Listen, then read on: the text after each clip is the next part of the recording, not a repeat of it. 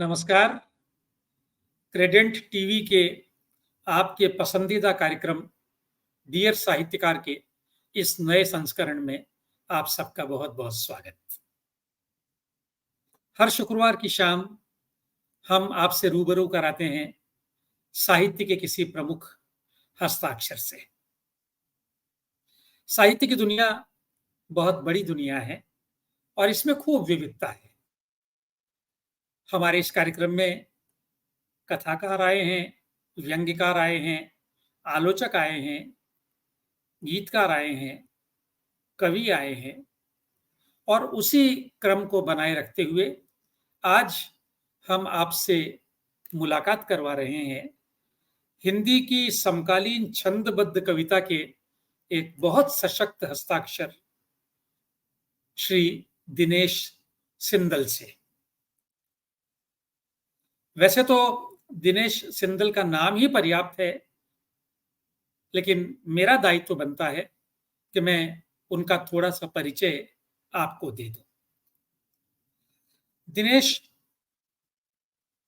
हिंदी के बड़ी कवि सम्मेलनों के मंच पर जितने प्यार से सुने जाते हैं, उतने ही प्यार से उन्हें गोष्ठियों में भी सुना जाता है।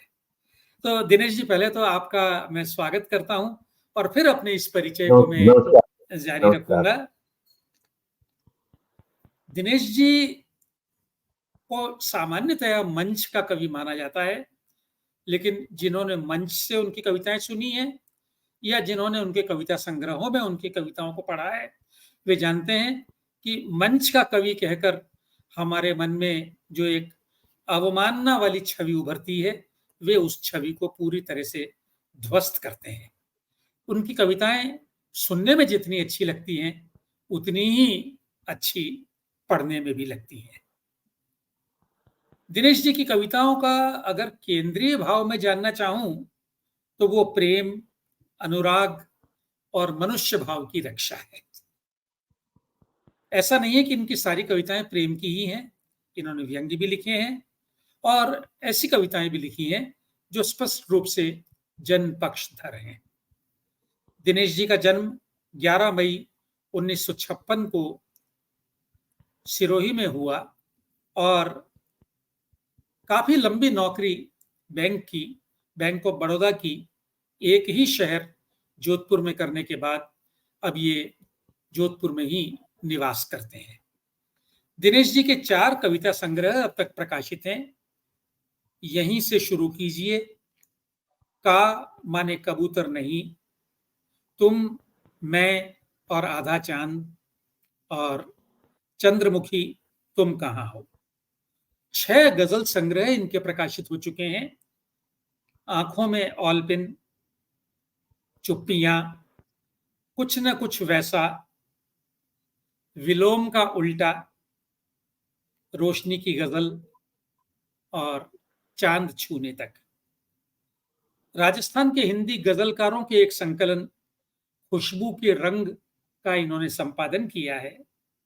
एक दोहा संग्रह इनका प्रकाशित है, पत्र नदी के नाम। दिनेश जी की कविताओं के पाठ की एक बहुत प्यारी सीडी होंठ की बांसुरी नाम से रिलीज हुई है और उसे बहुत सुना गया है। और दिनेश जी, मैं ये मौका मिला है तो उल्लेख करूं कि मेरी कार में वो सीडी हमेशा रहती है और मैं उसे कई बार सुन चुका हूं, मुझे वो बहुत प्रिय है। दिनेश जी की बहुत सारी पुस्तिकाएं भी प्रकाशित हैं। लगभग 100 साझा संग्रहों में इनकी रचनाएं सम्मिलित है और हिंदी गजल पर बहुत सारे सेमिनारों में इन्होंने अपने लेखों का पाठ किया है। तो दिनेश जी, आपका स्वागत इस कार्यक्रम में करते हुए हम गौरवान्वित हैं। मेरे लिए आपसे बात करना विशेष आनंद की बात है और क्रेडेंट टीवी के लिए सौभाग्य की बात है कि आपने हमारा अनुरोध मानकर यहाँ आने के लिए समय निकाला। तो हम अपनी बातचीत शुरू करें उससे पहले क्यों ना आप पर तैयार किया गया एक छोटा सा वीडियो दिखा दें दर्शकों को। जी सर, जी है।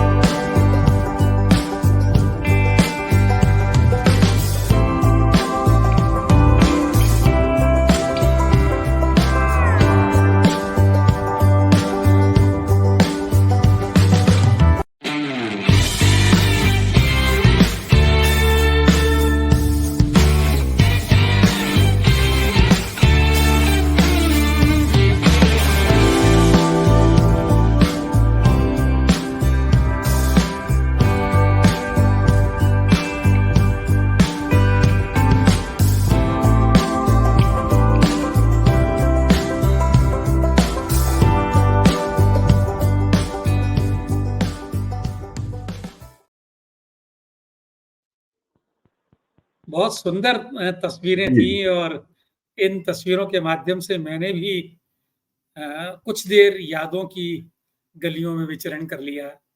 बहुत अच्छा लगा। हाँ, हाँ। तो बहुत सुंदर तो तरीके से आपने प्रेज़ेंट भी किया हमको। जी, ये मुझे भी क्रेडिट टीवी पुरानी वाले यादें। बड़ी मेहनत करते हैं। अच्छा लगता है। जी, बहुत सारे जाने पहचाने जी, चेहरे भी इसमें नजर आ गए, तो जी, जी। बहुत सारी यादें ताजा हुई। क्योंकि तो आप उस दिनेश जी, क्षेत्र में बातचीत शुरू रहे करें हैं, हम लोग? तो जी, जी, हाँ, बिल्कुल। नहीं, और बहुत सारे लोग साहित्य की दुनिया के भी। काफ़ी हाँ, और साहित्य के सभी लोग उधर आज मैंने भी जब मित्रों से बात की, तो उन्होंने कहा, "अरे! डीपी साहब को बहुत समय बाद देखने को मिलेगा, हमको सुनने को मिलेगा।" और इवन पोस्टर देख कर के खूब लोगों ने कहा कि बहुत हाँ, अरसे बाद चाहे भावुक जी के अच्छा, कैंप अच्छा। जो सेमिनार होते थे, तो उसमें जो लोग थे, तो हाँ, आपसे उनको इंटरेक्ट अरे बहुत करने का सारे अवसर लोग थे। मिला। हाँ, तो उन समय उन सब मित्रों ने कहा कि बहुत अच्छा, बहुत दिनों बाद डीपी साहब को देखा। जी, सर। अच्छा लगता है, जी। हम लोगों की साहित्य की भी एक अलग पारिवारिक दुनिया हाँ, है, जी, और जी, जी। जी, बहुत हाँ। प्रेम भाव उसमें है। जी, जी, हाँ। तो दिनेश जी, मेरी एक जिज्ञासा अपने दर्शकों के हित में है। मैं तो थोड़ा-सा जी, जानता हूँ, लेकिन जी, हाँ। आज मौका मिल गया है तो आपसे सार्वजनिक रूप से ये कहलवाऊँ कि आपकी जी, जीवन यात्रा की कुछ झलकियाँ हमारे साथ साझा करें, और उन झलकियों को साझा करते हुए ये भी बताएँ कि जी। साहित्य की तरफ आपकी रुचि कैसे हुई? जी, हाँ। जिस तरह से आपने बता ही दिया, सिरोही का मैं रहने वाला हूँ और वहीं पे मेरी पढ़ाई भी वहीं रही। पर मेरा अनुभव इस वजह से अलग-अलग जगह का रहा कि पिताजी चूँकि एजुकेशन डिपार्टमेंट में थे, टीचर थे, तो उनका ज्यों-ज्यों ट्रांसफ़र होता रहा, हम लोग भी साथ-साथ चलते रहे। तो हुँ, बहुत सारी जगह का हमको एक अलग-अलग एक आदमी कम्फ़र्ट ज़ोन में रहता है ना, लेकिन जहाँ चेंज होता है, तो फिर वापस उसको एडजस्ट होना पड़ता है नई जगह पे। बिल्कुल। तो वो एक अनुभव रहा मेरा, नए मित्र बनाना, पुरानों को छोड़ना, तो वो एक एक इस तरह का शुरू से ही मेरा वो रहा ऐसा। पढ़ने-लिखने का शौक मुझे शुरू से था और मेरी स्पोर्ट्स करता था मैं, आपसे ये कोई बात छुपी नहीं है, गवर्नमेंट कॉलेज सिरोही में हुँ, जब हम पढ़ते थे, तो मैं बहुत अच्छा स्पोर्ट्समैन था ऐसा। और उस हुँ, स्पोर्ट्समैन से मेरे मन में ये बात गई, हारने का भाव कभी मैं मुझे बर्दाश्त नहीं होता था ऐसा। इवन अच्छा। मैं कहूँ कि मैं जो टीम इवेंट्स होते थे, उसमें भी इसलिए मैं पार्टिसिपेट नहीं कर पाता था कि वहाँ पे भी 12 लोगों में चुनाव कोई दूसरा कर रहा है। इसलिए मैं हुँ, क्या करता था, इंडिविजुअल इवेंट्स लेता था, जैसे रेस है। उसमें अगर जो पहले नंबर पे है वो पहला ही रहेगा। भले आप कहते रहो कि दूसरे की टेक्निक अच्छी थी होगी, पर पहले नंबर पे ये है। तो इसलिए ये जो भाव मेरा पैदा हुआ, तो मैं जब लेखन में आया, तो भी मुझे यही था कि नहीं, मुझे मेरी तरह से ही काम करना है। और जब मैं स्कूल में जब था जिस तरह से यात्रा शुरू होती है लिखने-पढ़ने की, आदमी वो गुलशन हुँ। नंदा से और वेद प्रकाश से शुरू करता है कंपोज़। धीरे-धीरे विमल मित्र, शरद चंद्र को पढ़ा मैंने और फिर बाद में जाकर के उससे नीचे कभी देखा नहीं मैंने। मतलब मैं जब स्कूल में था 11th, उस समय हमारे समय में तो 11th ही हुआ करती थी, उसमें ये 10 प्लस 2 था नहीं। तब तक मैं विमल मित्र है या जहाज का पंछी इलाचंद जोशी का या अपने एक थी सुधा एक था चंदर जिस पे पिक्चर बनी है ना, कब तक पुकारूँ रांझे गुनाहों का राघव। देवता, ये सब उपन्यास, गुनाहों का हाँ, इन देवता। सब से गुज़रा तो मुझे मुझे बड़ा अच्छा लगा ऐसा। तो वो एक पढ़ने का शौक वहीं से डेवलप हो गया। फिर मुझे आप जैसे वहाँ पे शिक्षक मिल गए, आप जैसे मार्गदर्शक मिल गए। सिरोही कॉलेज जब जॉइन किया, तो वहाँ पे आपका सानिध्य मिला, रमाकांत शर्मा साहब वहाँ पे थे, पटनी साहब ने खूब सेमिनार वहाँ पे करते थे हुँ, पटनी साहब, सिरोही बिल्कुल। में। तो उन पटनी साहब के माध्यम से वहाँ पे उन सेमिनारों में प्रदेश के और रचनाकारों से संपर्क होता रहा और उन रचनाकारों की उस दुनिया से धीरे-धीरे मैं जुड़ता गया हुँ, और मुझे बड़ा अच्छा लगता रहा ये। मुझे लगा कि हाँ, जीवन यहाँ कहीं है। जीवन को अगर ढूँढना है तो मतलब मुझे ये लगता है सर कि जैसे मुझे अगर अब कुछ करना है तो मुझे कम्फ़र्ट लगता है, कविता कविता के माध्यम से मुझे कोई जैसे मेरी यात्रा है तो वो मुझे कम्फ़र्ट लगती है कि मैं कविता से कुछ कर सकता हूँ मुझे। तो इसलिए मैं कहना चाहिए 73-74 से जुड़ गया, पहली कविता 73 में छपी थी मेरी और उसके बाद पढ़ने-लिखने का ये शौक बढ़ता गया और जिस तरह से वरिष्ठ रचनाकारों के सानिध्य में थोड़ा-सा सबको देखता मार्गदर्शन वहीं से मिलता रहा ऐसा। और धीरे-धीरे जब मैं बैंक में नौकरी लग गई पर मेरा मोटो एक तरह से जैसे वो होता है ना कि पनियारन जो पानी भरने जाती है ना? हम्म। घड़ा उसके ऊपर होता है ना? और वो हाथ छोड़ के आपस में बात करती है, ताली मिला रही है, हँस रही है, लेकिन उसका पूरा ध्यान उस घड़े में रहता है। तो घड़े पर मैं होगा, भले वाह। हाँ। मैं बैंक की नौकरी कर रहा हूँ, खेल रहा हूँ, परिवार सँभाल रहा हूँ, पर कविता केंद्र में रही हरदम। हम्म। जी हाँ। बहुत बढ़िया आपने उपमा इसी दी है। जी। तो अच्छा, इसी मैं तरह दिनेश से जी, अभी आप जी, ने जिन किताबों का जिक्र किया, जी, मैं बराबर ध्यान दे रहा था कि वो सारी जी, गद्य की और कथा की किताबें हैं। मेरी जी, ये जानने में दिलचस्पी है कि आपको जी हाँ, एकदम से जो किताबें याद आई बच किशोरावस्था जी, में जी, जी, पढ़ी हुई, जी हाँ। सारी गद्य की हैं गद्य और आप गद्य बन मैंने गए पढ़ा कवि। है। तो जी, आपने जी। पढ़ा गद्य, फिर कवि कैसे बन गए आप? ये मैं जानना चाहता हूँ। ये ये कविता का जैसे देखा जाए तो मंच से ही मंच पे जैसे सुने मैंने नीरज जी वगैरह आपके समय में ही आप लोगों ने अच्छे-अच्छे कवियों को हुँ, वहाँ बुलाया सिरोही में। तो बिल्कुल। उन लोगों को मैंने सुना, तो शौक तो वहीं से लगा। और फिर एक वो उस उम्र में जैसे होता है ना, एक गीत सुन लिया तो एक स्टैन्ज़ा अपन ने भी जोड़ दिया, अपने मतलब का हुँ, एक स्टैन्ज़ा उसमें जोड़ दिया। तो इस तरह से वो काव्याभ्यास भी होता गया। पर क्या हुआ कि शुरू से मतलब मुझे ऐसी हल्की या सतही चीज़ें थोड़ा-सा कम छूटती गई मेरे से। जैसे मैंने बताया यात्रा पॉकेट बुक से शुरू हुई और धीरे-धीरे आकर के मैंने प्रेमचंद तक वो पढ़ा। तो मुझे ऐसा लगा कि वो एक एक गंभीर वो जो जब समझ मेरी विकसित हुई, तो बाद में मैं फिर गद्य से पद्य में आया और कविताओं में मैंने जब समकालीन जो कवियों को पढ़ा जैसे केदारनाथ सिंह है या केदारनाथ अग्रवाल हुँ, है, उदय प्रकाश है, मंगलेश डबराल है, देवी प्रसाद मिश्र है, लालटू, लीलाधर जगोड़ी, लीलाधर जगोड़ी का वाह! लगभग पूरा सेट मेरे पास उस समय था ऐसा। हुँ, तो इन सबको पढ़ा तो मुझे और ज़्यादा रस आया उसमें। तो गद्य थोड़ा-सा कम हो गया वहाँ पे, पर मेरा मानना ये है हुँ, कि ये मतलब अपने बोहरा साहब अक्सर ये बात कहा करते थे कि कवि को इतर संचरण भी करना चाहिए। मतलब अपनी विधा से इतर हाँ, चीज़ें भी उसको देखना चाहिए। तो बिल्कुल। जीवनानुभव के लिए तो मुझे उनकी ये बात बहुत अच्छी लगती थी। तो मैं समकालीन व्यंग्य भी पढ़ता था, कहानी भी पढ़ता था, गद्य भी हुँ, पढ़ता हूँ। मुझे अच्छा लगता है। पर कविता में आकर के मुझे थोड़ा ज़्यादा अच्छा लगता है। अभी मैं कविता में काफ़ी कम्फ़र्ट हो गया ऐसा। जी हाँ। एक तो क्या है जैसे बहुत पढ़ने से हम उस फ़ैमिलियर हो जाते हैं उस भाषा से, उस कल्चर से, जैसे लगता है कि हम अपनी ही गली से गुज़र रहे हो, वैसा है। तो धीरे-धीरे फिर कविता पर केंद्रित होगा। हालाँकि गद्य मैंने लिखे, मेरा एक लघु कथा संग्रह लगभग अभी प्रेस में है, तैयार है। कुछ अच्छा, व्यंग्य अच्छा। मैंने लिखे। जी हाँ, पत्रिका हुँ, में भी राजस्थान पत्रिका में एक कॉलम व्यंग्य का मैं लिखता था पहले, हथाई नाम से। कुछ समय चला वो थोड़े अच्छा। समय, पर मैं कम्फ़र्ट कविता में रहा ऐसा। जी हाँ। अच्छा दिनेश जी, जी, एक तो आपको ये जानकर अच्छा लगेगा कि जिस कार्यक्रम में हम जी, लोग अभी बात कर रहे हैं, इस कार्यक्रम में जी। लीलाधर जगूड़ी जी से भी मैं एक दिन बात कर चुका हूँ अच्छा, और अच्छा, बहुत अच्छा। दिलचस्प जी। बातचीत है। आप वो वीडियो हाँ, तलाश हाँ। करके देखिएगा, आपको जी, अच्छा बिल्कुल, लगेगा। बिल्कुल। दूसरा, अपने जी दर्शकों हाँ। के लिए मैं इस बात का विनम्रतापूर्वक उल्लेख करना चाहूँगा कि दिनेश जी जी, सिरोही के वो जो 70-80 के दशक की बात कर रहे हैं, सिरोही एक बहुत छोटा जी, कस्बा है, लेकिन जी हाँ। राजस्थान का तो कम से कम ऐसा कोई बड़ा और महत्वपूर्ण साहित्यकार नहीं है, जो वहाँ न जी आया हाँ। हो।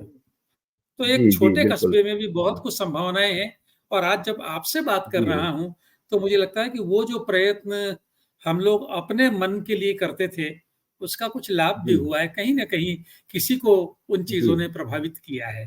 आपको अगर मोहन जी, कृष्ण जी, बोहरा जी का एक कथन अब भी जी, याद रह गया है, तो मुझे लगता है कि जी, हम जी, लोग जो शिक्षा की दुनिया में काम करते हैं, उनका सारा जी, श्रम जी, व्यर्थ नहीं जाता है, कहीं न कहीं उसका कुछ जी हाँ, वो होता है। बिल्कुल। तो और अभी सिरोही आप में दिनेश काफ़ी जी है जो सर। जी। सिरोही में बहुत अच्छा माहौल था। हाँ, मैं शायद अब ये भी कह रहा हूँ होगा। कि जैसे सिरोही जो क्षेत्र है, वो सांस्कृतिक हुँ, रूप से बड़ा समृद्ध है, कल्चर रूप में। बिल्कुल, बिल्कुल। बड़े शहरों में बिगड़ने के चांसेज़ भी ज़्यादा रहते हैं। बड़े शहरों में हम्म काफ़ी चीज़ें अपन को मिल जाती है, पर वहाँ पे कल्चर भी मिक्स कल्चर होता है। आप जैसे दिल्ली में बिल्कुल। जाओ तो दिल्ली का अपना कोई कल्चर नहीं मिलेगा, लेकिन सिरोही अपने हम्म। में अभी भी बचा हुआ है। तो इसलिए बिल्कुल। सिरोही में अगर कोई चीज़ बचती है ना? तो वो आपको वहाँ पे एक प्योरिटी या वहाँ पे उस तरह से संवेदना की जैसी चीज़ें हैं, तो वहाँ बची रहेगी। अगर कोई रचनाकार आकर के बात करके जाता है, तो वहाँ पे उस बात तक पहुँचने वाले, है ना? आपको काफ़ी लोग मिल जाएँगे। भीड़ भले कम होगी वहाँ पे, लेकिन हम्म। वो समझने वाले लोग वहाँ पे मिल जाएँगे उतने। जी मिल हाँ। जाएंगे।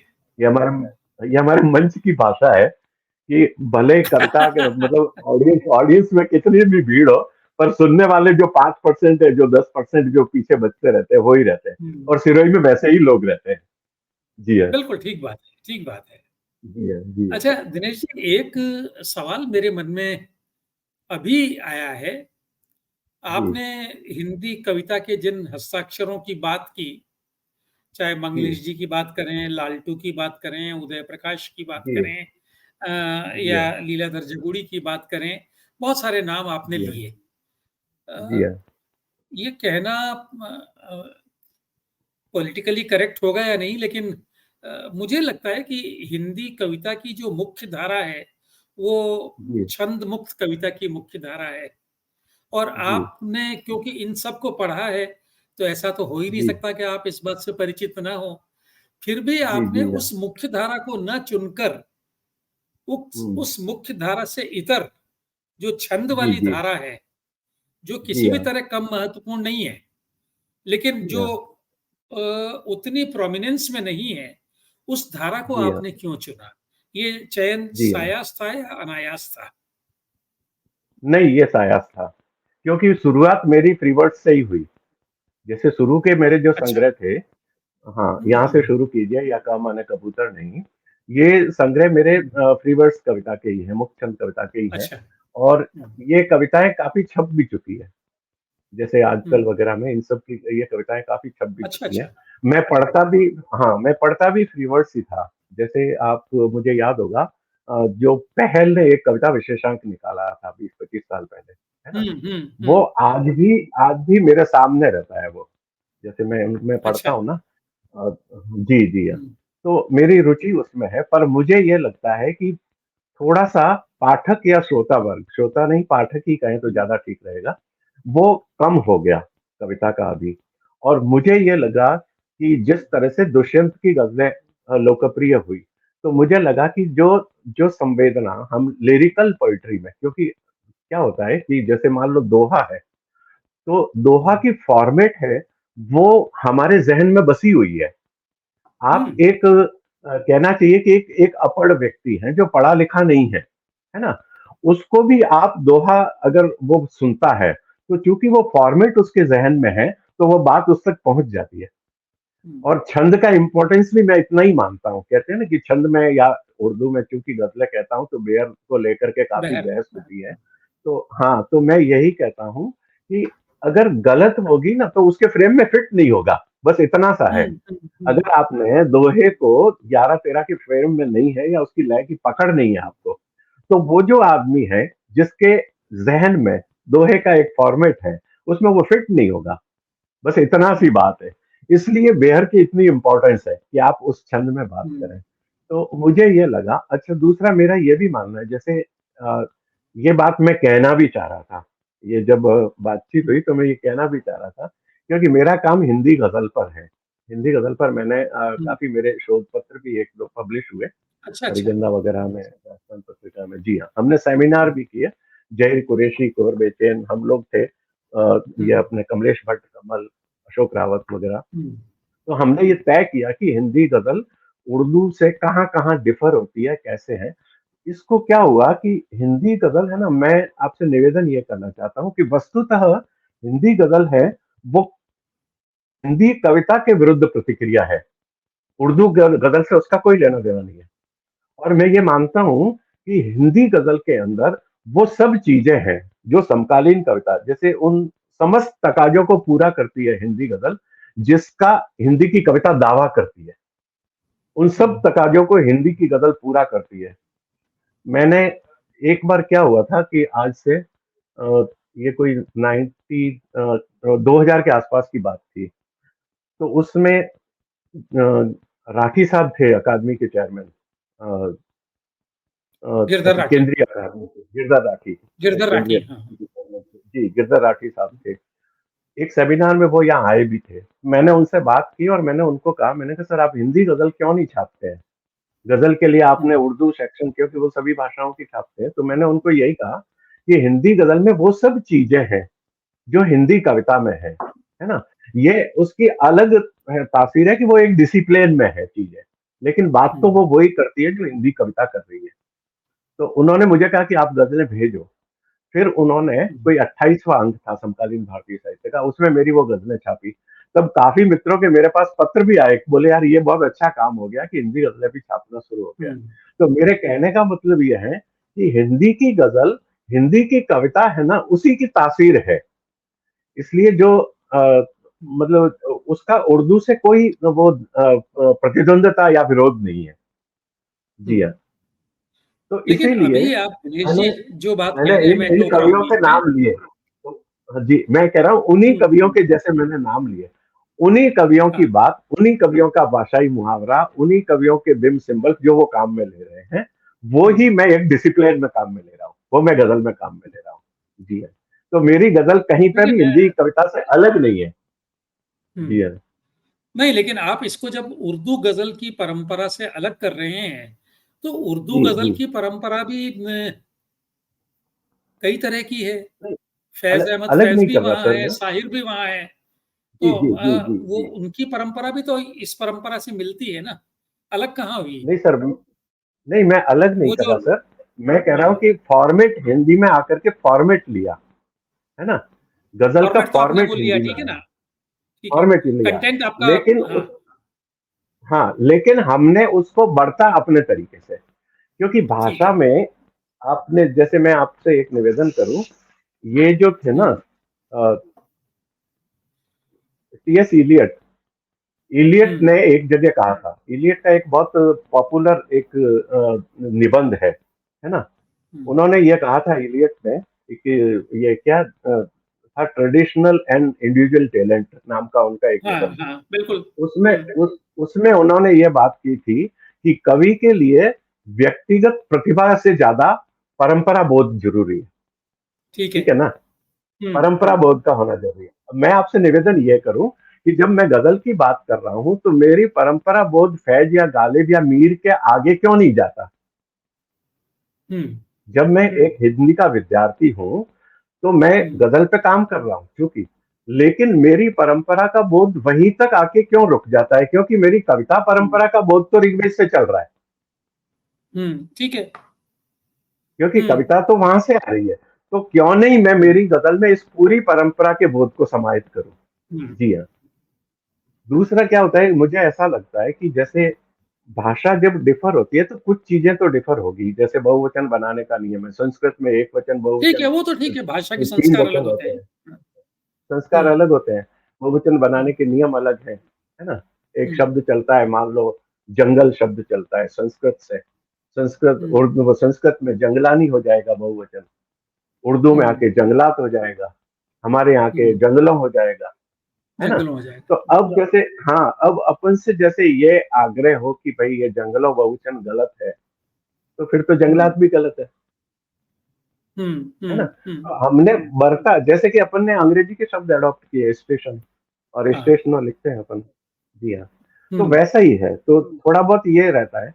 इसमें फर्क ये पड़ता है कि जैसे क्या होता है कि बहुत सारे शब्द हैं, वो उच्चारण उनके दो दो तीन तीन स्क्रिप्ट है। जैसे हम्म, शम्म, क्षमा और शम्मा, हम्म, है ना? हम्म, क्षमा कहे परवाने से परे चला जा, हम्म, क्षमा भी है। हम्म, ओरिजिनल स्क्रिप्ट है शम्म। अब मैं अगर क्षमा लिख रहा हूं और आप मेरी बेयर शब्द से निर्धारित कर रहे हैं, तो मैं बेबेरा हो जाऊंगा, वो अच्छा। बेयर में नहीं रहेगी बात। हम्म, जी हाँ। मैं हम्म, अगर गर्म बोलता हूं, तो गर्म से बेयर निकाल दो। मैं अगर गर्म बोल बिल्कुल। रहा हूं, तो गर्म से निकाल दो। तो उस तरह से बर्फ, जी हाँ, बर्फ भी है, बर्फ भी है, फिक्र भी है, हम्म, फिक्र भी है ना? हम्म, तो आप जो काम में ले, अगर ये हिंदी कहने से स्पष्ट हो जाता है कि ये हिंदी का विद्यार्थी है, ये फर्क लिखता है। या वजन लिख रहा हूं मैं, तो हम्म, वजन से आप इसका वजन निकाल दो। फिर आप ये मत कहो कि वजन से निकालो, तो मैं बेबेरा हो जाऊंगा सर। वैसा है। तो थोड़ा बहुत ये डिफर रहता है। पर आपका सवाल वो था कि इन हिंदी कवियों के बाद में मैंने छंद कविता को हम्म, अडॉप्ट किया, तो मेरे कहने का मतलब यही था, मेरा निवेदन, कि मैं वो ही सब बातें कर रहा हूँ जो हिंदी की फ्री वर्ड्स कविता कर रही है, वो मेरी कर रहे कविता हैं। वही कर रही है। जी हाँ, जी हाँ। मेरी गजलें आपने देखी हैं, हम्म, काफी गजलें, तो आपने देखा होगा बिल्कुल। कि उसमें भाषाई मुहावरा बिल्कुल अलग है वो। जी हाँ। हम्म। अच्छा दिनेश जी, एक बात मुझे बताओ, और ये मैं आपसे समझना भी चाहता हूँ, केवल इस जी बातचीत के लिए ये प्रश्न नहीं है। क्या जी आपको जी भी लगता है कि छंद, कोई भी छंद, चाहे वो दोहे वाला जी हो या गजल जी वाला जी छंद हो, कोई भी जी छंद आपकी अभिव्यक्ति को बाधित करता है, सीमित करता है? हमारे यहाँ जो छंद जी मुक्त हाँ। कविता वाले लोग हैं, उनका सबसे बड़ा तर्क यही हाँ, है कि छंद जी, आपकी छंद अभिव्यक्ति को सीमित कर देता है। आपको क्या सीमित लगता करता है? है। ये सवाल तो चला आ रहा है काफी समय से। ठीक है, हम्म, ये बाधित भी करता है, ठीक है। मेरी पहली किताब छपी तो उसने कहा यार ये कवर थोड़ा ऐसा, ये ऐसा होना चाहिए। तो मैंने हम्म, कहा अगली में ऐसा कर देंगे, क्या दिक्कत है। हम्म, तो मैं जैसे कोई बात कहना चाह रहा हूँ, तो मेरी आखिरी कविता नहीं है वो, है ना। ठीक बात है। मैं जैसे जैसे जहां मैं बाधित हो रहा हूँ दूसरी कविता में कर लूंगा, दूसरे छंद में हो जाएगा। ये तो एक जवाब है। दूसरा ये है कि मैं ये हम्म, निवेदन करूं कि जैसे कभी कभी क्या होता है कि काफिया जो होता है, तुक तुक है, हम्म, वो कभी कभी अच्छी चीज को खींच लाता है। कभी कभी क्या होता है कि आप एक हम्म, फ्रेम में, एक डिसिप्लिन में बात कर रहे होते हैं, और वो तुक है ना, वो अपने आप किसी अच्छी चीज को खींच लाता है। तो उसका एक फायदा भी है, छंद कविता का एक हम्म, फायदा भी है। और नुकसान तो जो है ही, आप कह रहे हैं कि उसमें इतना खुलापन नहीं होता। पर जहां पे बहुत सारा खुलापन है उसको समझना भी मुश्किल होता है। हम्म, बहुत सारे डायमेंशन है। कभी कभी क्या होता है, मैं प्रैक्टिकल जो मेरे साथ दिक्कत आती है वो मैं बताऊं, कि उर्दू के हम्म, अंदर या बहुत सारे मित्र लोग हैं, वो जब गजल कह रहे होते हैं, तो वो जैसे अलिफ आ की मात्रा का काफिया काम में ले लेते हैं, है ना। अब जैसे हम्म, ये मात्रा का काफिया काम में लिया तो काफी खूब हो गए, तो शेर कहना और हम्म, मुश्किल हो गया। लेकिन जब आप अच्छा। काफिए को फिक्स कर लेते हैं, है ना, है ना, हम्म, जैसे कर्ता का काफ मतलब आपने कोई जैसे कि जैसे मतलब काफिए को फिक्स कर दिया, पिघलनी चाहिए का जलनी कर दिया, तो अब आपको जलनी और हम्म, पिघलनी से ही बात करनी पड़ेगी, है ना। बिल्कुल। जैसे जलनी जलनी का काफिया जलनी का काफिया रहती कर दिया, है ना, तो फिर आप खूब खुल गए, फिर आपको शेर पकड़ने में ही हाँ। दिक्कत आ जाएगी। तो कभी कभी क्या होता ठीक है, ये बात है। काफिया अच्छी चीज खींच लाता है, तो उसका फायदा भी है। हम्म, जी हाँ। और हम्म, दूसरा मैं ये कहता हूँ कि जीवन में एक लय है सर, जीवन एक लय हम्म, से चलता है, और उस लय को डिस्टर्ब नहीं हो। लय लय में चीजें हैं, वो आदमी को आराम से हम्म, पकड़ में आती है सर। लय से एक तो उसकी अ, याद करने में सुविधा रहती है उसको, है ना, कोटेबिलिटी रहती है उस चीज की, वो कोट किया जा सकता है ऐसा। जी हाँ। हम्म। तो मेरा वो तो तो मानना आचार्य यही है रामचंद्र कि वो शुक्ल ने ज्यादा बहुत बड़ी गहरा। बात कही है। मैं जी बीच में काट रहा हूँ जी जरा सा। आचार्य जी रामचंद्र जी शुक्ल ने इतनी महत्वपूर्ण बात कही है, छंद से जी कविता की उम्र बढ़ती है। तो जी वो जी जो हाँ। उसकी स्मरणीयता की बात आप कर रहे हैं या जी उद्धरणीयता हाँ। की बात कर रहे हैं, वो वही है। हमें छंद वाली जी हाँ। कविताएं ही याद रहती हैं। आप जी, मुक्त छंद वाली कविता का कोई उदाहरण याद दे, नहीं ये बड़ा बहुत ही रहता। कठिन मुझे लगता है। इसीलिए आप देखो पाठक वर्ग सीमित हो गया, पाठक कम हो गए हैं हम्म, सर। कविता का कविता का पाठक का समेटने का यही कारण था कि वो सहज संप्रेषणीय था उसकी, और उसको कहना चाहिए कि वो दुरूह हो गई, थोड़ी सी मुश्किल हो गई उसके लिए दुरूह हो। समझना। जी हाँ। अच्छा दिनेश जी, आपका कवि सम्मेलनों का बहुत लंबा अनुभव है। जी जी हाँ। और मुझे मुझे अब भी याद है, एक बार हम लोगों की बड़ी लंबी बात हुई थी, ये मुझे याद नहीं कि वो जी हाँ। जयपुर में हुई या जोधपुर में हुई। लेकिन आपने जी हाँ। पूरा कवि सम्मेलन के मंचों के विधान और उसके कैलकुलेशंस और जी हाँ। उसकी जोड़ तोड़, इन सब पर जो जी बताया जी था, वो जी मेरे लिए बहुत नया था कि कितना जी हाँ। मैकेनिज्म उसमें काम करता है। हाँ। जी मैं जी हाँ। जानना ये चाह रहा हूं कि आज हिंदी जी में हाँ। कवि सम्मेलनों की क्या स्थिति है? जी पहले हाँ। से बेहतर है या पहले से कम अच्छी है? बदतर मैं नहीं कहूँगा, कम अच्छी है। हाँ। जी हाँ। कवि सम्मेलनों के मंचों पर मैं जाता हूँ और मेरा लंबा अनुभव है, क्योंकि मैंने हुँ, आयोजन करवाए भी। मतलब मैं संयोजन बिल्कुल। भी करता हूँ। देश का कोई कवि हुँ, ऐसा नहीं है जो मेरे संयोजन में कविता पाठ नहीं किया हो। लगभग सब कवियों का सहयोग और स्नेह मिला। हुँ, लेकिन अभी मैं मेरे बारे में स्पष्ट कर दूं कि मैं मनोरंजन का कवि नहीं हूँ। मैं हुँ, मनोमंथन का कवि हूँ। मनोरंजन अभी भी मैं नहीं। मुझे ये था कि कवि सम्मेलन की स्थिति में 95 से कवि सम्मेलन में के मंचों पर सक्रिय हुआ, बहुत सक्रिय हुँ, हुआ। और 7-8 साल तक मैंने कवि सम्मेलनों को खूब समझा, खूब सारा। एक अच्छा सा काम हो गया मेरा, पर वहां पे मुझे अपना सेटिस्फेक्शन नहीं मिला। मतलब अच्छा। पढ़ के आ जाते थे, तालियां हो जाती थी, लिफाफा मिल जाता, हुँ, सब कुछ हो जाता था ऐसा। पर आने के बाद में भीतर से कोई उत्साह या भीतर से कोई मुझे नहीं मिलता था ऐसे। हुँ, मुझे संतुष्टि नहीं होती थी। तो मैंने एक वो लंबे टेन्योर तक कम से कम छोड़ दिए। 2000 के अच्छा। बाद में, मतलब 2000 के बाद मैंने छोड़ दिए। हुँ, लगभग 7-8 साल तक मैंने कोई कवि सम्मेलन नहीं किए। उसी बीच मेरी ये किताबें आई, आँखों में आलपिन कौर बेचैन, एक कार्यक्रम में मिल गए थे, तो हुँ, उन्होंने गज़लें लिखी। ये पहली किताब कौरजी नहीं छप पाई थी। और उसके बाद में मैंने कुछ गज़ल को लेकर के गज़ल के आलोचना को लेकर के काम करना शुरू किया, वैसा है। हुँ, तो एक वो 7-8 साल का टेन्योर ऐसा गया जिसमें मैंने कवि सम्मेलन नहीं किए, क्योंकि मैं वहाँ पे मेरा मन नहीं लगता था। फिर बाद में मैंने ये तय किया कि मैं ये जो लिख रहा हूँ ना, मैं यही पढ़ूँ। मैं वो क्यों पढूँ जो जनता चाह रही है। ठीक है। मुझे भले बुलाया जाए, नहीं बुलाया जाए, मेरा हुँ, लिफाफा मोटा नहीं हो, छोटा हो, पर मैं हुँ, जो लिख रहा हूँ वही पढूँ। जी हाँ। तो ये क्या सोच करके फिर मैं वापस मंचों पे आया, और मंचों पे आकर के मैंने अपने मंच खड़े किए, और मैंने मेरी अच्छा। पसंद के लोगों, वसीम बरेलवी साहब को बुलाया हुँ, मैंने, राहत इंदौरी साहब को बुलाया। राहत हुँ, इंदौरी साहब एक कार्यक्रम में मुझे सुन करके उनको बड़ा अच्छा लगा। फिर उन्होंने मुझे कहा कि मुझे आपसे बात करनी है। हमारी कुछ बात हुई। उन्होंने कहा कुछ आपके शेरी मजमूए हैं। मैंने कहा सर एक तैयार है मेरी हुँ, किताब। तो ये जो आखिरी वो जो था ना, ये चाँद छूने तक, हुँ, तो उसके लिए फिर उन्होंने कहा कि इस पे मैं कुछ लिखूँगा। उसकी भूमिका उन्होंने राहत हुँ, इंदौरी ने ही लिखी। तो मैं कहना चाह रहा था कि उन सब लोगों को, बुद्धिनाथ मिश्र को, अभी जैसे जयपुर में हुँ, हमने एक कार्यक्रम किया था तारा प्रकाश जोशी की मेमोरी में, एक उसमें, तो जो फहरिस्त हमने बनाई थी, उसमें महेश्वर हुँ, तिवारी थे, या शिवोम अंबर थे, बुद्धि प्रकाश मिश्र थे। तो हमने हुँ, ये कहा कि हम नीचे नहीं आए, जनता को थोड़ा-सा स्तर ऊपर आए। ठीक बात तो है। मेरी हुँ, कोशिश यही रहती है। इसलिए जो आयोजन होते हैं मेरे पास, उसमें भी मैं आयोजक को ये कहता हूँ कि आपको कम से कम करवाना है, पर टीम मेरी जो होगी उसमें आप कोई डिस्टर्ब नहीं करेंगे। टीम मैं अच्छा। लाऊँगा वही रहेगी। अगर आप करवा रहे हैं तो आप करवा दो, और मुझे आना है तो बता दो कि मुझे आना है कि नहीं, वो मैं तय करूँगा। हुँ, जी हाँ। क्योंकि अभी जो कवि सम्मेलन की स्थितियाँ हैं, उसमें मनोरंजन के अलावा कुछ भी नहीं रहा। कविता हुँ, बहुत कम हो, कविता नहीं हो गई।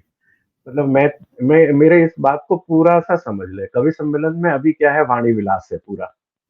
लेकिन जिसको अपन हुँ, साहित्य कह रहे हैं, वहाँ बुद्धि विलास है। वहाँ पे भी कुछ भी नहीं हुँ, लग रहा।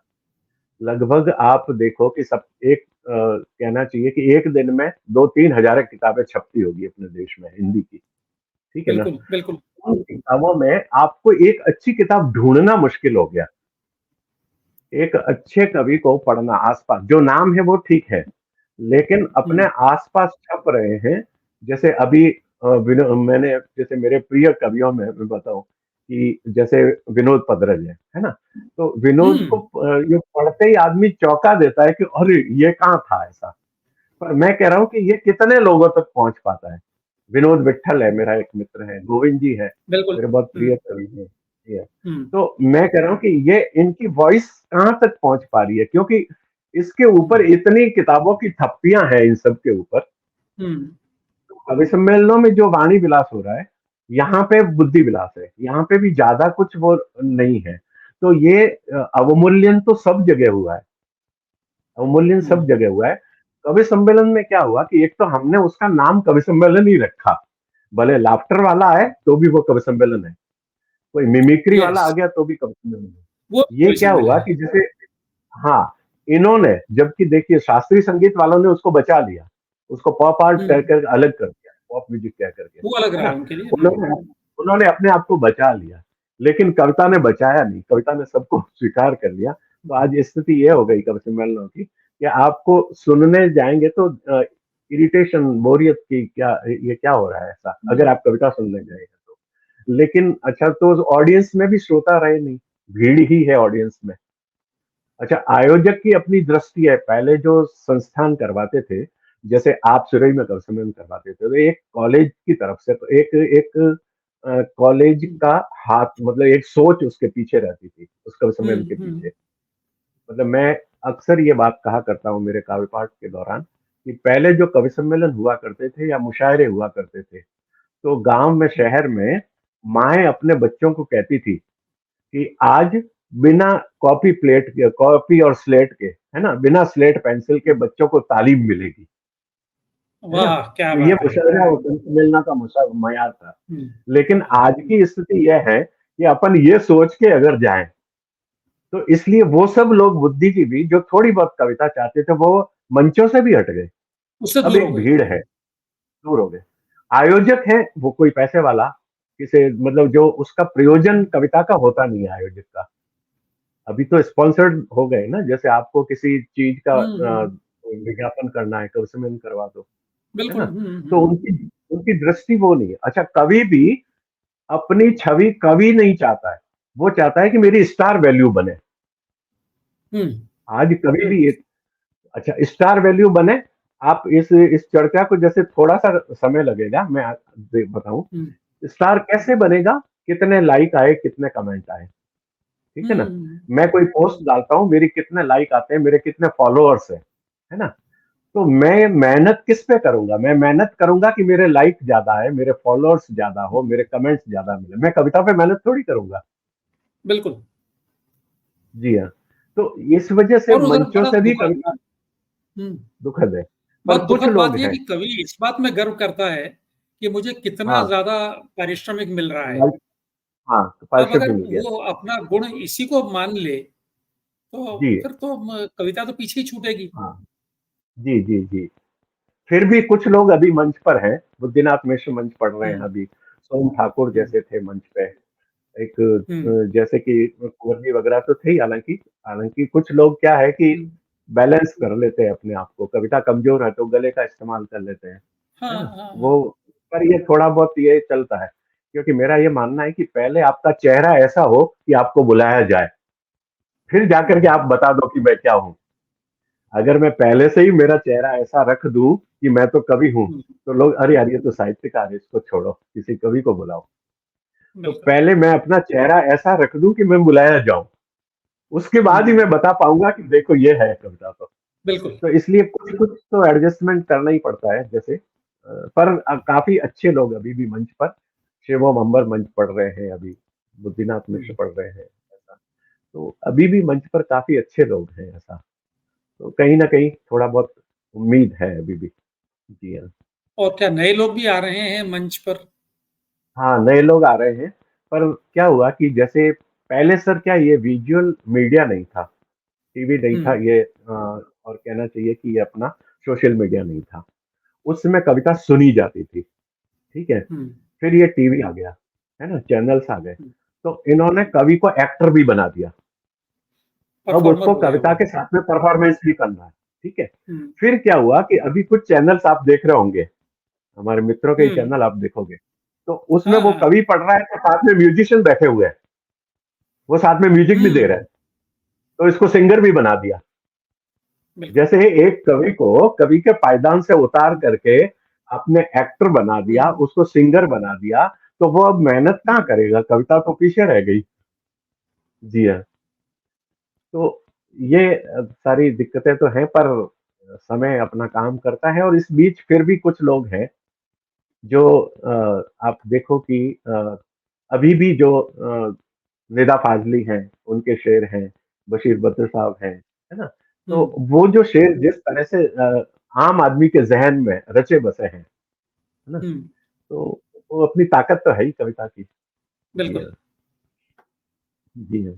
अच्छा, अभी आपने भी बहुत आकस्मिक रूप से एक बात कही थी कि हर जी, रोज इतनी सारी किताबें, इतने सारे कविता संकलन छप जी, जाते हैं, और जी हिंदी हाँ। में तो बहुत आम रूप से इस बात को स्वीकार कर लिया हाँ, गया है कि कविताएं जी, जी, लिखी जी, और छपती तो ज्यादा हैं, पढ़ी बहुत कम जी, जाती हैं। जी, जबकि जी हाँ। आप और मैं हम दोनों इस बात पर सहमत हैं कि अच्छी कविताएं जी, आज भी लिखी जा रही हैं। लिखी जा मेरा रही है। जी सवाल हाँ, ये है कि कविताएं पाठकों तक कैसे पहुंचे? क्या इस बात को जी हाँ। लेकर आपके मन में कोई रोड मैप है? ये पाठकों तक पहुंचे इसको लेकर के मैं अपनी सोच है मेरे पास। और पर हम्म, क्या होता है कि वो काम बड़ा जटिल होता है, क्योंकि आज आपको या मुझे कोई भी व्यक्ति, मैं जैसे ऐसा एक सेमिनार करवाऊं जिसमें अच्छी कविताएं सुने, भले मेरे शहर से 50 लोग सुनने आए, 100 लोग सुनने आए, इस तरह का मैं एक दोस्ती करवाऊं, ठीक है। मैं अगर ये ऐसा कोई प्रोजेक्ट बना करके रखूं, तो हम्म, मुझे चूंकि एक आयोजन करना है, तो 10-15 हजार रुपए तो खर्च होंगे ही इसमें।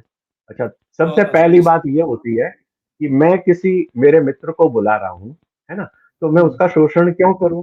वो कहेगा कि एक घटिया चुटकुलेबाज को तुम 1 लाख रुपए दे रहे हो, है ना, हाँ, हाँ। तो मैं क्या उस कवि को 15-20 हजार भी नहीं दूं, है ना, हम्म, और मैं क्यों नहीं उसका सम्मान बना करके रखूं? तो सबसे हम्म, पहली बात तो ये कि फंड की जरूरत पड़ेगी उसमें। तो मान लो 20-25 हजार का भी फंड है, मैं हम्म, या कोई भी व्यक्ति इस सोच वाला आयोजन करे, तो वो किसी आयोजक के पास जाएगा कि यार हम ये हैं, हमारा प्रोजेक्ट है और ये हम्म, हमको इतना ये स्पॉन्सर चाहिए। स्पॉन्सरशिप क्या है, आपको तभी मिलेगी जब आप उसको कितना बड़ा कर रहे हैं। बिल्कुल। पैसा आपको वही देगा, सरकार भी हम्म, तभी देगी पैसा। हालांकि उस मुद्दे को मैं ज्यादा, कि आप उसको कहाँ सपोर्ट हो रहा है, उसको का वो हम्म, अपना पैसा 50 हजार रुपए क्यों आपके जोर जेब में डालेगा, उसको क्या मिल रहा है? तो अगर हम्म, अपन उसकी सोच की तरफ जाएंगे, तो अपना मोटो पूरा नहीं होगा। बिल्कुल।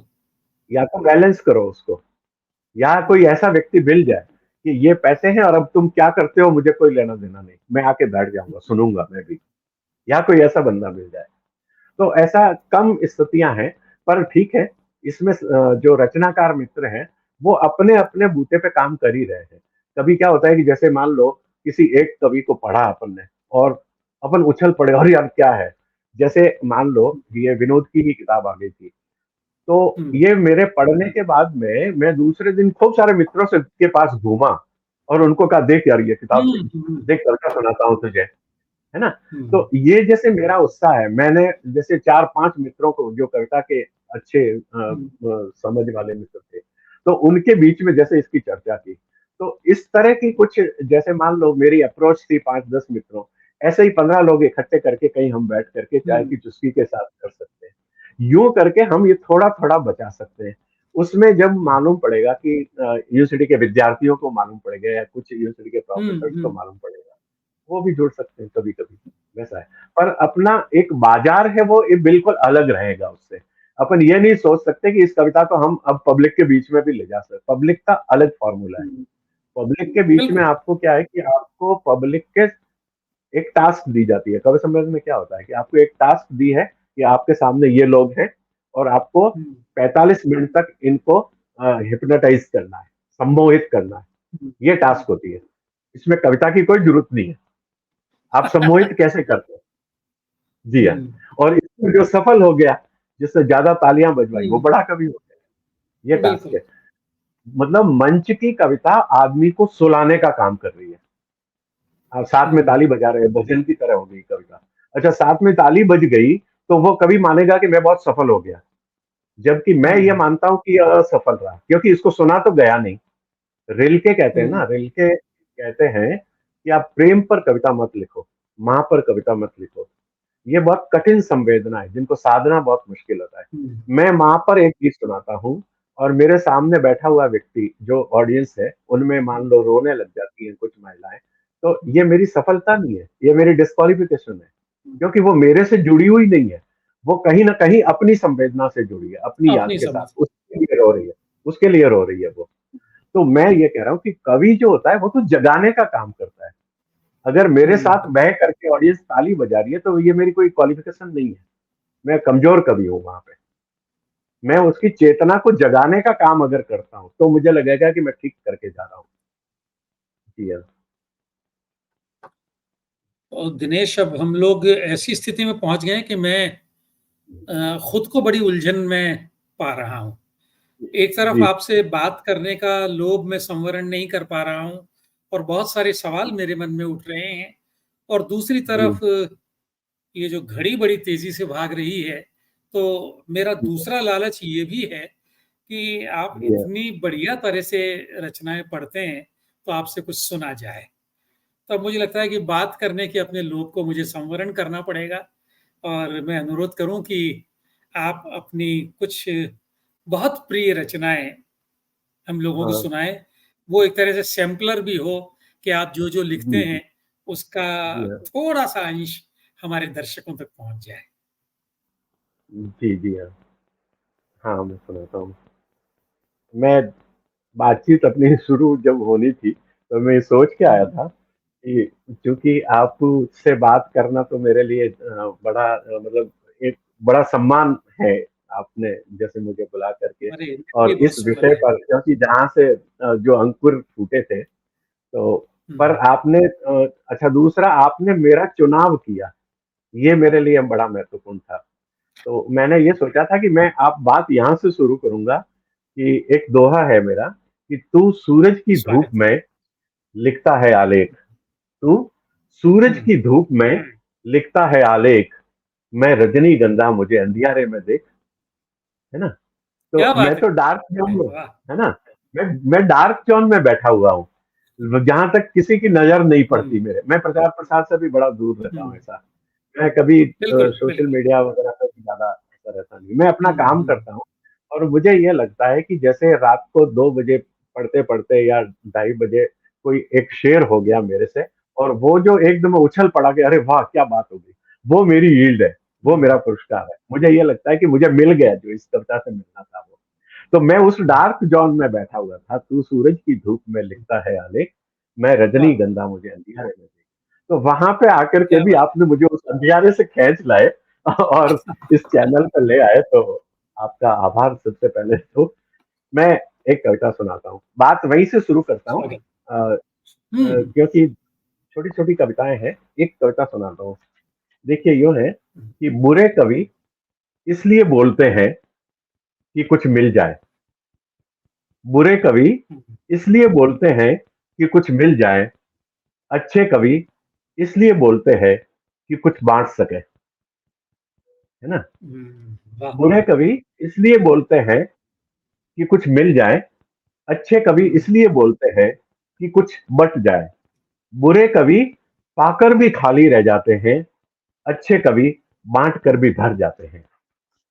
हम्म। बुरे कवि पाकर भी खाली हो जाते वाह। हैं, खाली रह जाते हैं, हम्म। बुरे कवि। एक छोटी सी कविता और देखो, चंद्रमुखी तुम कहाँ हम्म। हो, एक संग्रह था मेरा ये, हम्म। इससे एक छोटी सी कविता है, प्रार्थना शीर्षक से एक कविता है। अच्छा। किसी नन्हे हाथ को अपने हाथों में लेकर स्लेट पर वर्णमाला का पहला अक्षर लिखवाता अध्यापक, किसी हम्म। नन्हे हाथ को अपने हाथों हम्म। में लेकर स्लेट पर वर्णमाला का पहला अक्षर लिखवाता अध्यापक, कठोर धरती को हल की फाल से नर्म उपजाऊ बनाता किसान, दुश्मन हम्म। पर नजर गड़ाए सीमा पर चौकस बैठा सिपाही, फूल तोड़ती हम्म। लड़की, सब के सब प्रार्थना में है। वाह वाह। किसी नन्हे हम्म। हाथ को अपने हाथों में लेकर स्लेट पर वर्णमाला का हम्म। पहला अक्षर लिखवाता अध्यापक, कठोर धरती को हल की फाल से नर्म उपजाऊ बनाता किसान, दुश्मन पर नजर गड़ाए सीमा पर चौकस बैठा सिपाही, फूल तोड़ती लड़की, सब के सब प्रार्थना में है, मंदिर के घंटों और अजान की ऊंची आवाज से मत तोड़ो इनकी प्रार्थना। हम्म। एक एक कविता है वाह। सर, ईश्वर और हम्म। हम। हम्म। ईश्वर जब लिख रहा था कविता, हम बना रहे थे उसके लिए मंदिर। ईश्वर अच्छा। जब लिख हम्म। रहा था कविता, हम बना हम्म। रहे थे उसके लिए मंदिर। ईश्वर जब भर रहा था फूलों में रंग, हम गूंथ रहे थे उसके लिए मालाएं। ईश्वर जब गा रहा था गीत, हम ठीक कर रहे थे अपने तानपुरे के तार। हमने नहीं पढ़ी ईश्वर की लिखी कविताएं, नहीं देखे ईश्वर के रचे चित्र, नहीं सुने ईश्वर के गाए गीत। अब जबकि ईश्वर खत्म कर चुका है अपने सभी काम, हम लिख रहे हैं कि ईश्वर हमारे लिए लिखे, हम गा रहे हैं कि ईश्वर हमारे लिए गाए। वाह। जी हाँ, ऐसा कुछ शेर सुनाता हूँ आपको, सुने आपकी। इरशाद वो इरशाद। जिस तरह की मैंने बात की, हिंदी प्रकृति की गजलें हैं, तो थोड़ा सा हम्म। भाषाई मुहावरा भी आप देखें उसमें कैसा है हम्म। कि कोई मेरी राहों में जब शूल बनाता चला गया, कोई मेरी राहों में जब शूल बनाता चला गया, मैं पावों को शूलों के अनुकूल बनाता चला गया।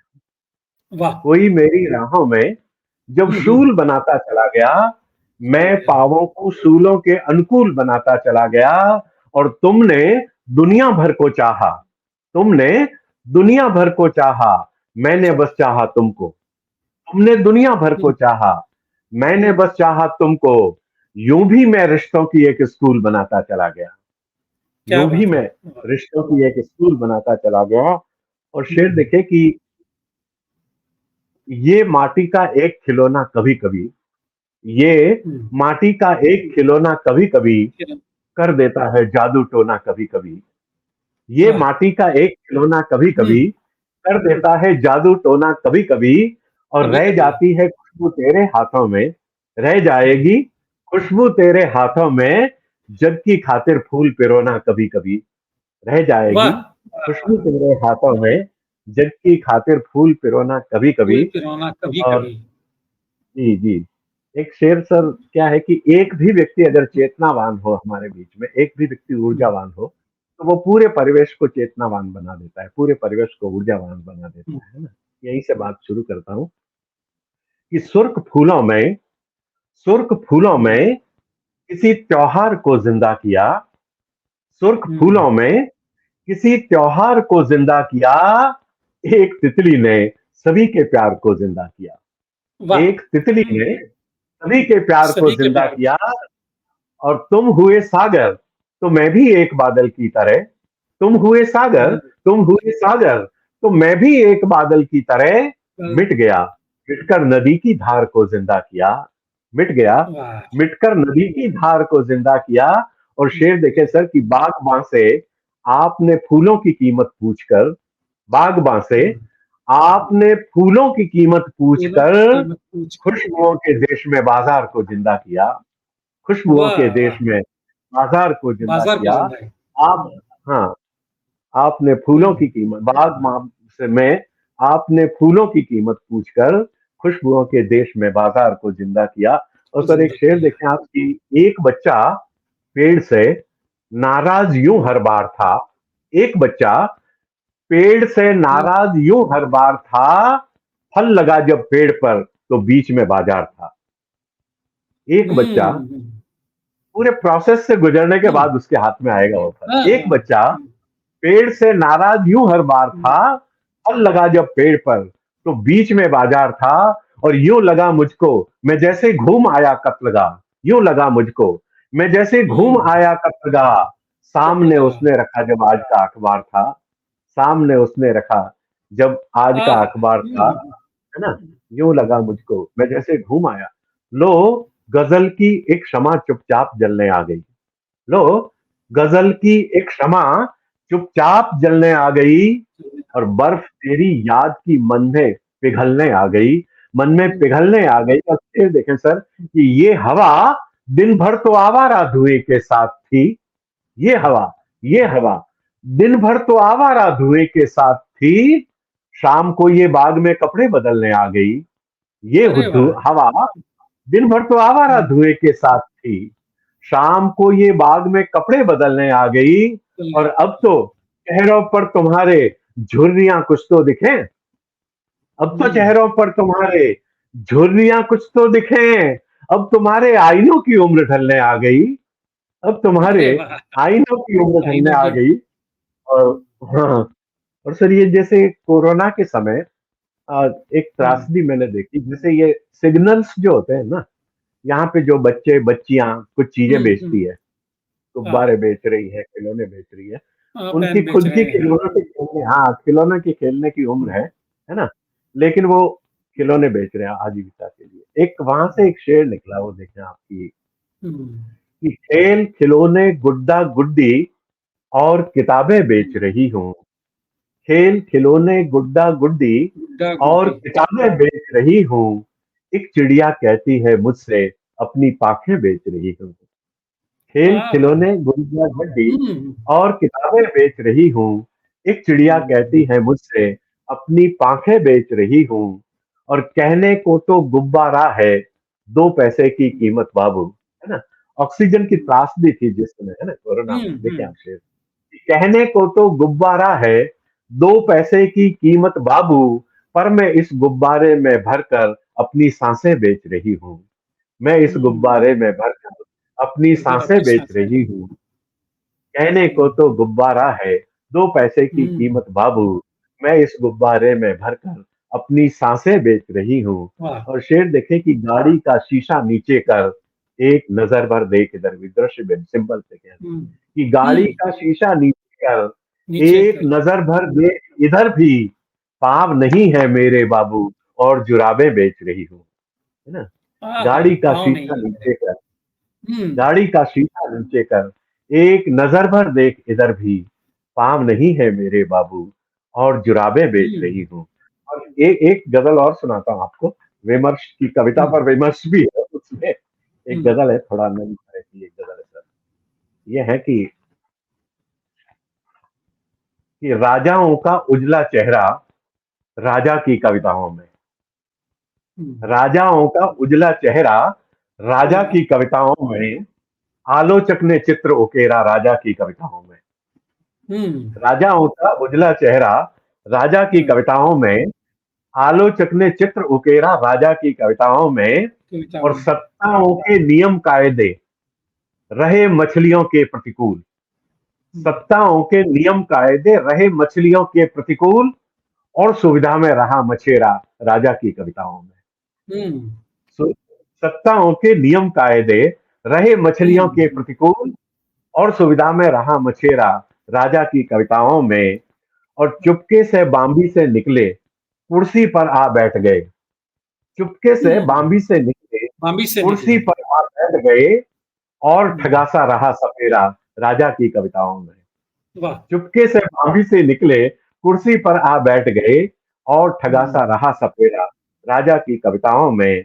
और आंख खुली तब से है देखा, सारा शहर अंधेरे में। आंख खुली तब से है देखा, सारा शहर सारा अंधेरे शहर, में। शहर अंधेरे में, राजमहल में हुआ सवेरा राजा की कविताओं में। क्या बात है, राजमहल में वाह, हुआ सवेरा राजा की मैं वाह, कविताओं में। कविता में, और बारिश झरना नदी समंदर, तेरे हम्म, मेरे जैसा सब। बारिश झरना नदी समंदर, तेरे समंदर, मेरे जैसा सब, जिक्र नहीं पर तेरा मेरा राजा की कविताओं में। वाह, बारिश झरना नदी समंदर, तेरे मेरे हम्म, जैसा सब, जिक्र नहीं पर तेरा मेरा राजा की कविताओं में। की और कविताओं में, आम आदमी चबा रहा है, चने यहाँ पर लोहे के। वाह, आम आदमी चबा रहा है, चने यहाँ पर लोहे के। ओके, और लिखा है समय सुनेरा, चने यहाँ पर लोहे वाह के। वाह वाह, और लिखा है समय सुनेरा राजा की कविताओं में। राजा की कविताओं में, वाह, हाँ, और आखिरी शेर देखे आप, कि बस्ती में हम्म, सूरज जब निकला, मतलब फिर भी उम्मीद हम्म, खत्म नहीं हुई है। बस्ती में सूरज निकला तो बस्ती ने ये भी देखा।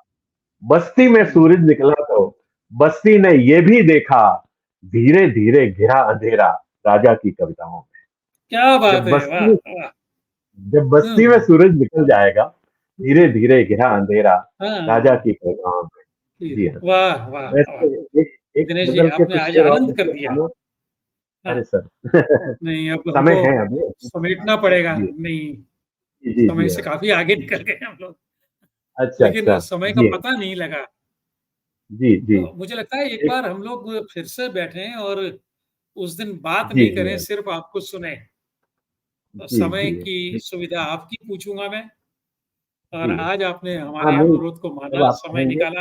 हाँ, जी हाँ। बिल्कुल। बस एक अंतिम एक चलिए जी, दोहा बहुत अच्छा सुना लगा। देता हूँ मैं आपको। हाँ, हाँ, जी, हाँ, हाँ, आखिरी एक ज़रूर। दोहा सुना देता हूँ और ये हुँ, दोहा पे बहुत अगर प्यार मिला मुझे दोस्त में। ये था कि हुँ, हुँ, रहा पेट के सामने अपमानित ये शीश, रहा हुँ, पेट के सामने पेट के सामने अपमानित ये शीश, रहा हुँ, पेट के सामने अपमानित ये शीश, वेतन का दिन एक है, रोटी के दिन 30। वेतन का अरे दिन एक वाह! है, रोटी एक है रोटी के दिन 30। रोटी के दिन जी, 30 वाह! बहुत अच्छा लगा सर आपसे वाह! बात करके दिनेश जी और बहुत-बहुत धन्यवाद। खूब मुझे बहुत अच्छा खूब लगा खूब और मैं समृद्ध जी, हुआ। मैंने बहुत सारी नई चीज़ें आपसे जानी समझी। जी, अ, जी। आपका समय मेरा सौभाग्य आपसे बात अ, करने का अवसर मिला और जी, और मैं सभी चलिए फिर सुनने कभी वालों का मुलाकात भी होगी आभार मैं आपको जी, जी। बिल्कुल। Thank you sir, thank you.